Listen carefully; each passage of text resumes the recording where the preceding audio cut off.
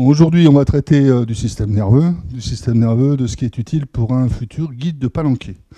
Nous allons voir dans une première partie tout ce qui concerne le système nerveux, donc avec une présentation générale, comment ça se présente, les cellules, donc les neurones d'une part, donc qui constituent les nerfs, et puis ce qui nourrit les nerfs et qui les tient, les cellules gliales, tout au moins dans le cerveau. Ce cerveau qui est constitué donc dans le système nerveux central avec le cerveau, le tronc cérébral et la moelle. Donc on fera une description de chacun. Ensuite, le système nerveux périphérique. Et puis une approche du système neurovégétatif qui sert pour tout ce qui concerne le cœur, la respiration. Et la vascularisation de l'ensemble, on ira très vite. On verra ensuite le système endocrinien qui sert lui aussi à régler toute l'activité de l'organisme. Alors ces deux systèmes, en fait, ils servent à maintenir l'homéostasie, c'est-à-dire à ce que le milieu intérieur, tout ce qui est dans l'organisme, reste parfaitement stable. Le système endocrinien par la sécrétion d'hormones, donc directement dans le sang. Toutes ces hormones vont avoir une action qui va être lente mais intense, par opposition au système nerveux qui, lui, va agir par l'intermédiaire d'un influx nerveux, dont on verra en quoi il consiste, et qui a une action rapide mais brève. Le système nerveux donc central, il va lui recevoir les informations soit du milieu intérieur, par exemple on a de la fièvre, la température centrale va augmenter, donc le cerveau va l'intégrer comme information, ou du milieu extérieur, par exemple toujours lié à la température, on peut avoir froid par des récepteurs qui seront donc situés au niveau de la peau par exemple. Ces informations vont être intégrées, vont être analysées au niveau du cerveau, mises en mémoire, et le cerveau va prendre une décision pour pouvoir agir.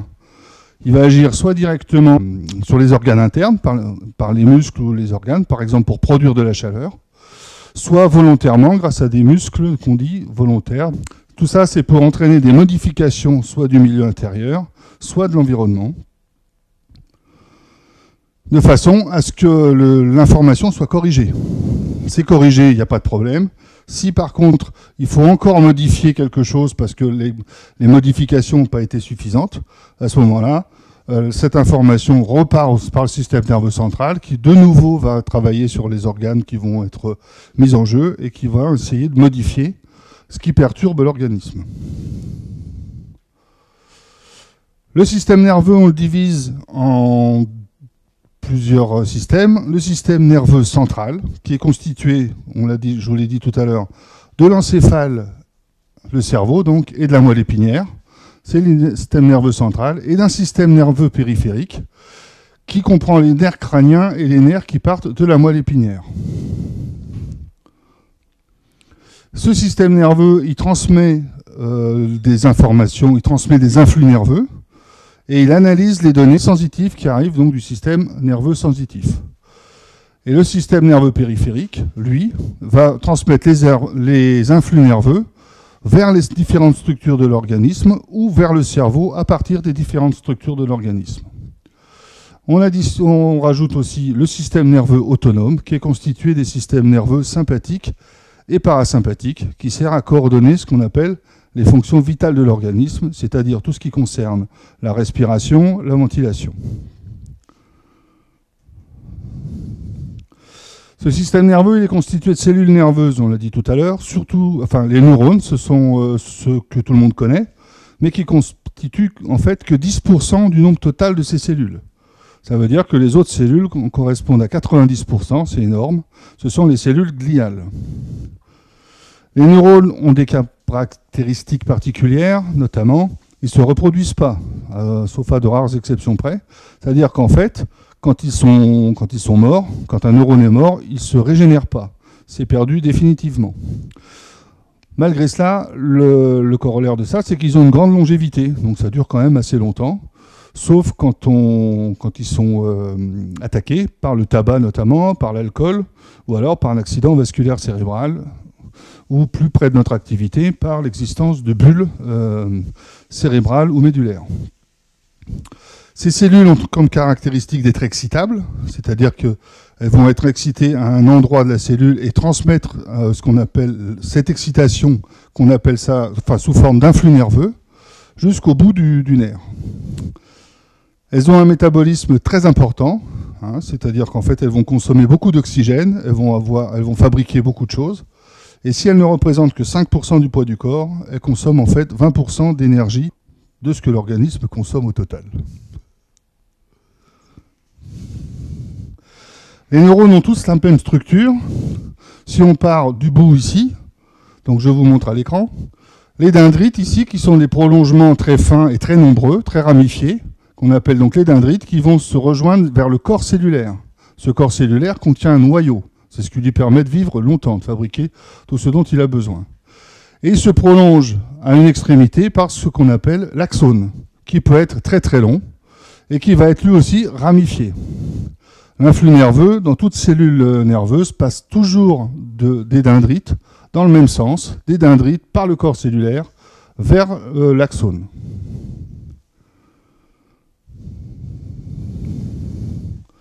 Alors, quelques images pour vous montrer comment ça peut être extrêmement ramifié. Voilà, des images que j'ai prises sur un site de l'Université de Laval. On voit ici, là aussi, c'est impressionnant.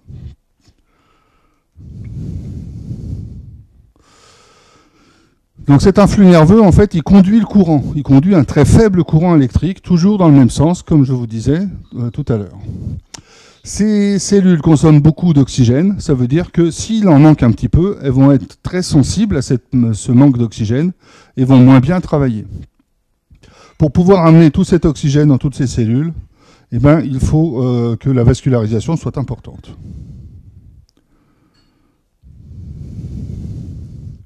Au bout du neurone, de l'axone, se trouve une jonction avec les cellules qui vont intervenir après, c'est-à-dire soit un muscle, soit une glande, soit un vaisseau, soit d'autres cellules neuronales. Cette jonction, ça s'appelle la synapse. Il va y avoir activation, par le biais de l'influx nerveux, de cette synapse, et qui va conduire soit à l'activation de la cellule qui se trouve derrière, donc le muscle ou la glande, soit à une inhibition de cette cellule. Donc soit la cellule va fonctionner en plus, soit va fonctionner en moins. Le nombre de ces synapses peut être considérable. En fait, on a l'impression que les possibilités de connexion sont infinies, parce qu'il y en a tellement, et avec des dendrites un petit peu partout, qui fait que on imagine que facilement qu'il pourrait y avoir beaucoup de connexions. Voilà. Ils sont pas tous utilisés, et grâce à la plasticité cérébrale, certaines synapses qui sont inutilisées peuvent devenir utilisables à la suite de stimuli répétés, comme par exemple la rééducation, c'est ce dont on se sert dans la rééducation des accidents vasculaires cérébraux.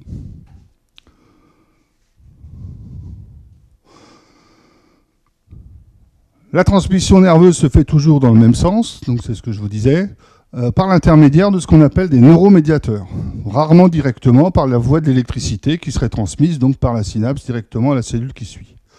En fait, il existe deux sortes de nerfs, les nerfs moteurs qui partent du cerveau, qui vont aller jusqu'aux muscles qui vont commander, et les nerfs sensitifs qui, eux, partent des organes sensitifs, qu'il s'agisse de l'œil, qu'il s'agisse de la peau, pour aller directement, ou par l'intermédiaire de relais, vers les centres nerveux, amener l'information qui vient de l'extérieur. Les cellules gliales, dont on a vu qu'en nombre c'était les plus importantes, elles assurent donc les fonctions de maintien d'une part, mais aussi de nutrition, elles nourrissent les neurones, et elles permettent aux neurones qui ont fabriqué des déchets de les évacuer. Ils entourent aussi l'axone, donc le prolongement qui est le plus important de chaque neurone, d'une succession de renflements, on va dire, qui sont en fait, donc qu'on appelle la gaine de myéline. Cette gaine de myéline, c'est comme un corps gras qu'entoure chaque axone par des petits renflements séparés par un tout petit espace les uns des autres. Bien, s'il y a trop d'azote dans cette gaine de myéline, certains ont proposé que ça venait en fait perturber la transmission de l'influx nerveux, soit par compression, soit par un ralentissement des échanges nerveux. Bon, c'est des théories qui ne sont pas toujours vérifiées. Voilà, on les retrouve ici, donc je vous montre sur l'écran. Les dendrites ici, comme toujours, avec le corps cellulaire, et l'axone ici tout au long. Et ces renflements ici qu'on voit là en vert, ce sont donc les gaines de myéline qui sont séparées par des toutes petites interstices, des tout petits espaces. Voilà, je stimule là-haut le nerf du haut. Vous suivez l'afflux nerveux? Pas de problème, vous voyez bien? Tout le monde? Alors vous accrochez, je vais stimuler celui du bas. Vous avez vu? Je recommence. Suivez en fait l'influx nerveux, il saute d'un autre grand vue à l'autre. C'est vu? Ça va beaucoup plus vite. C'est l'intérêt c'est l'intérêt de ce système-là. Alors sur le plan macroscopique, là on a vu les cellules de quoi s'était constitué le système nerveux. Macroscopiquement, on peut dire que l'encéphale et la moelle épinière, qui sont les structures du système nerveux central, donc, sont entourées par des sacs qu'on appelle les méninges. Entre ces méninges, on trouve du liquide qu'on appelle le liquide céphalorachidien. Il a un rôle en fait d'amortisseur au moment des chocs qui sont répercutés sur la tête, comme par exemple pour les boxeurs. Ça permet de garder un petit peu l'esprit. L'encéphale lui-même, il est séparé en 3 parties. Le cerveau, le cervelet qu'on voit ici en rouge, et puis le tronc cérébral qui démarre dessous et qui se poursuit plus bas par la moelle épinière.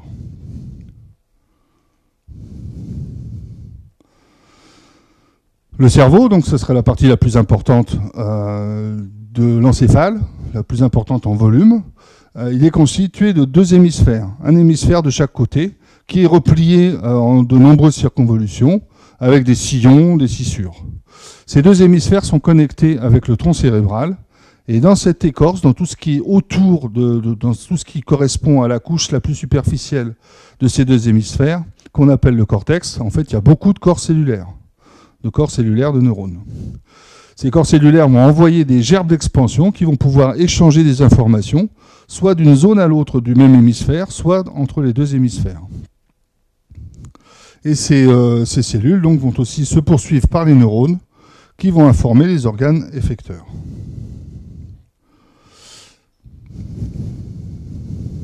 Alors sur ce schéma, ce dont on se rend compte, c'est que ici le cortex est avec beaucoup de replis ici. Il y a beaucoup de corps cellulaires. S'il y a un corps cellulaire qui envoie un neurone, un axone ici, ce dont on se rend compte, c'est qu'à un endroit, notamment là, il va croiser la ligne médiane. Et il va aller donc informer le muscle, là en l'occurrence c'est un nerf moteur, de la partie de l'hémicorps opposé. A l'inverse, pour les voies sensitives, ça part par exemple au niveau de la peau, ça va rejoindre un autre neurone dans la moelle qui va remonter ici pour informer le corps cellulaire qui est dans le cortex, à un autre endroit. En fait, là aussi, ça croise. C'est-à-dire que les hémisphères contrôlent ce qui se passe sur l'hémicorps opposé. Ça présente l'intérêt que quand on a une lésion sur un hémisphère cérébral, en fait, la paralysie va se trouver sur l'hémicorps opposé. Ça permet de localiser les bulles cérébrales. Voilà. Donc c'est ce que je vous disais. Sur chaque hémisphère, il y a des zones spécialisées dans le traitement des informations. Il y a des zones pour la vision, pour la parole, pour l'audition. Ce qui fait que quand on a un accident localisé, eh ben c'est justement ces zones-là qui vont être lésées, abîmées. Les voies afférentes et efférentes, donc celles qui partent vers l'extérieur ou celles qui remontent vers le système nerveux central, croisent. Voilà. Donc toute hémiplégie droite, la lésion est de l'hémisphère cérébral gauche, et c'est le contraire quand c'est l'autre partie. Non. En cas de lésion nerveuse, comme les neurones ne peuvent pas se régénérer, il n'y a pas de réparation satisfaisante. Il peut y avoir une compensation par les zones cérébrales qui sont un petit peu à côté et qui peuvent, grâce à la plasticité cérébrale, compenser certains déficits. Le cervelet, dont on a vu qu'il était juste sous les hémisphères, en fait, il va surtout servir de coordination. Il va assurer un réglage fin des informations qui proviennent en fait des terminaisons de tout le corps. C'est là qu'on trouve les centres de l'équilibre. Notamment quand on a bu un petit coup de trop, par exemple, les troubles de l'équilibre qui s'y rapportent se rapprochent beaucoup des troubles qu'on a quand on a un cervelet qui ne fonctionne plus très bien.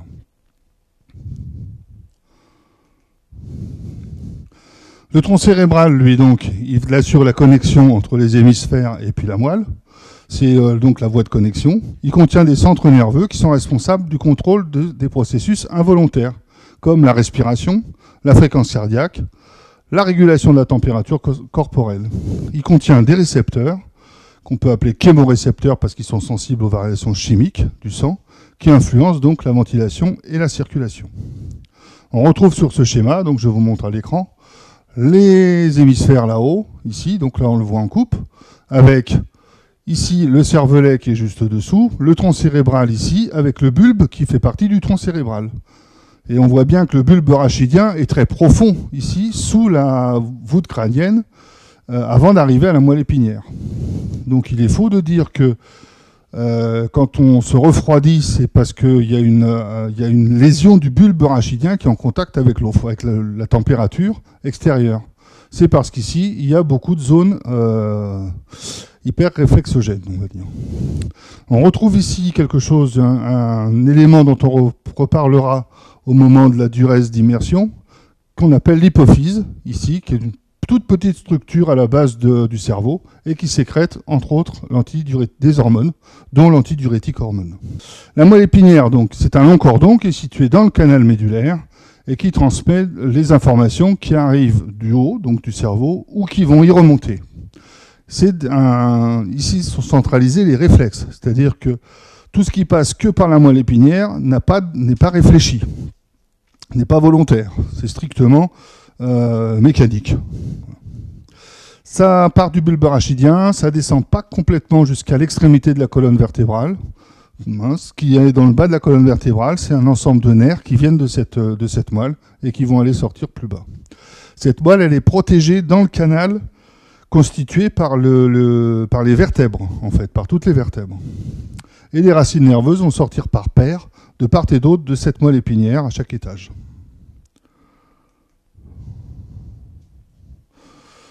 Donc ce système nerveux périphérique, il comprend les nerfs rachidiens dont je viens de parler, mais aussi les nerfs crâniens qui sont reliés au tronc cérébral. Les nerfs optiques, notamment, sont des nerfs périphériques. Ils partent directement du cerveau et ils arrivent juste au niveau des yeux, donc ils ont un trajet très court, finalement, comparé à d'autres nerfs, mais ça reste périphérique. Donc ce qu'on peut remarquer ici, c'est quand il y a une lésion sur ce type de schéma, au niveau de la moelle, il y a des étages qu'on appelle donc cervical, thoracique, lombaire ou sacré. Plus la lésion se trouve haute, plus l'atteinte va être importante, puisque quand il y a une lésion au niveau médulaire, ça correspond presque à une coupure de cette moelle.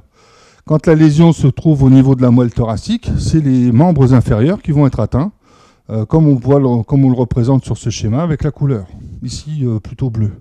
Si c'est la moelle cervicale, c'est tout ce qui va être en dessous, donc c'est les muscles thoraciques, y compris les muscles des membres. Donc plus la lésion est haute et plus c'est grave. À ce système nerveux périphérique et central se rajoute le système neurovégétatif, qui est donc lui aussi sous le contrôle du cortex, mais aussi de l'hypothalamus, qui est une structure dans le cerveau au-dessus de l'hypophyse et du bulbe. Il est constitué, je vous l'ai dit au début, du système sympathique et du système parasympathique. Ces deux systèmes ont des actions en fait opposées. Et chaque fibre musculaire lisse, donc en fait il existe des fibres musculaires striées qui sont les fibres musculaires des muscles, et des fibres musculaires lisses qui correspondent à tout ce qui est muscle, qui est constitué dans les organes intérieurs du corps, on va dire, dans les viscères. Donc pour tout ce qui concerne le tube digestif, tout ce qui concerne les canaux excréteurs des reins.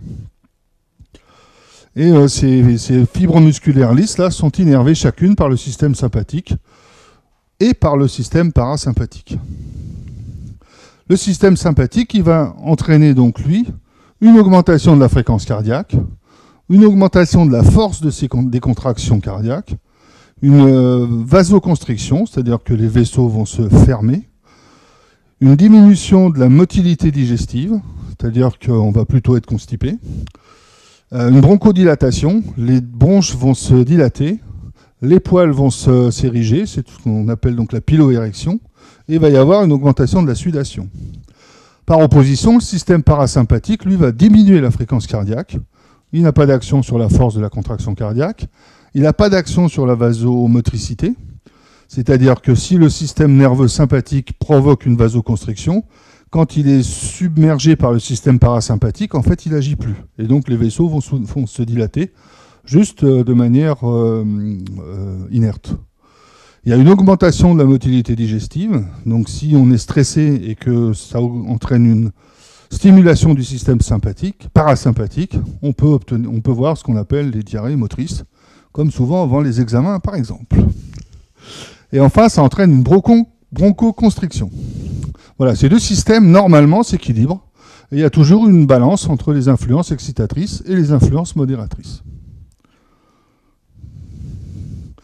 La vascularisation médulaire, donc je vous ai dit que c'est des structures qui consomment beaucoup d'oxygène, donc ont besoin de beaucoup de vaisseaux.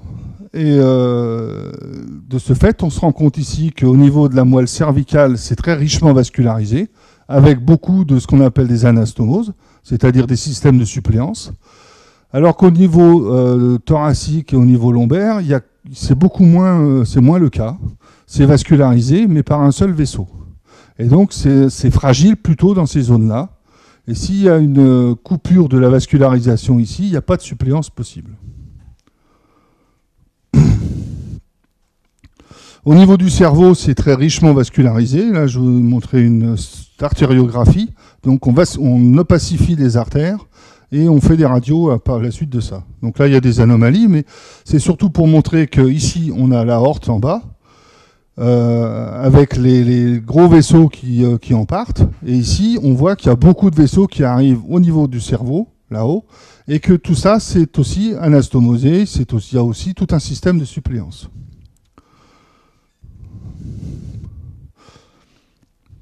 Voilà pour le système nerveux. Le système endocrinien, donc lui, on va être beaucoup plus court. Il comprend, je vous l'ai dit tout à l'heure, l'ensemble des glandes qui synthétisent des hormones. Et les hormones sont des messagers qui sont transportés par le sang jusqu'aux organes sur lesquels ils vont agir. Alors, l'hormone dans le sang, elle va être libérée soit grâce à un message nerveux, donc par l'intermédiaire d'une synapse, soit par un message d'une autre hormone, qui vient d'une autre glande hormonale, qui vient lui dire qu'il faut que la glande en question sécrète l'hormone qui l'intéresse, ou par la variation de concentration sanguine d'un élément spécifique.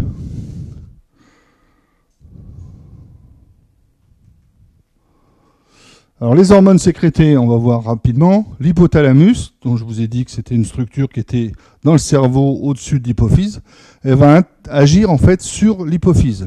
Et c'est les hormones qu'elle sécrète qui vont permettre à l'hypophyse de sécréter les siennes.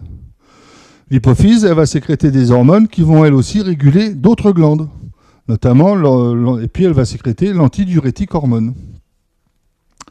La thyroïde, donc, qui va agir sous l'influence de l'hypophyse, va sécréter des hormones thyroïdiennes qui vont servir à plein de choses, comme la régulation thermique, la croissance, voilà. Les parathyroïdes qui sont juste derrière la thyroïde, qui est dans le cou, qui sont des hormones qui régulent tout ce qui concerne l'os, donc sur le plan du phosphore et du calcium. Le pancréas qui va sécréter des hormones qui s'occupent de la glycémie, d'une part le glucagon, d'autre part l'insuline. L'insuline qui intervient dans le traitement de certains diabétiques. Les surrénales qui sécrètent l'adrénaline, qui est l'hormone du stress, dont on va parler quand on verra le stress. Et puis enfin, les testicules et les ovaires qui sécrètent les hormones sexuelles, dont je ne vous parlerai pas.